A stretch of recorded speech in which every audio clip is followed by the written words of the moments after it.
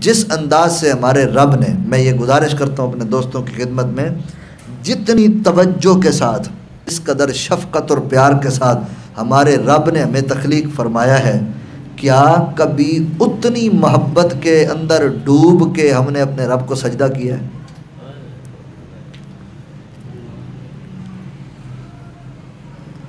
ज़िंदगी हमें मिली है, इस ज़िंदगी में क्या हमने अपने रब को उस अंदाज से याद भी किया है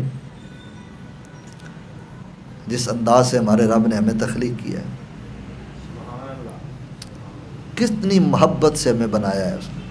वो ना बनाता, वो हमें कोई और चीज़ बना देता। वो बेनियाज है। उसने हमें कुत्ता नहीं बनाया, उसने हमें बिल्ली नहीं बनाया, जंगल का दरिंदा नहीं बनाया, उसने कोई और मखलूक नहीं बनाया। उसने अशरफुल मखलूकात का जोड़ा पहनाया हमें और ख़ुद बना के ख़ुद ही तारीफ़ की है।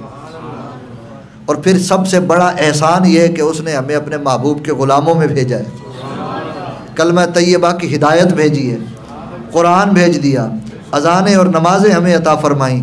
इस कदर एहसान हम पर हो गया, क्या हमने अपने रब के एहसान का कहीं पर उस एहसान का उस अंदाज में शुक्र भी अदा किया है? आज ही से अपने आप को बदलें और इन चीज़ों पर गौर करें, और ये चीज़ें समझने वाली हैं।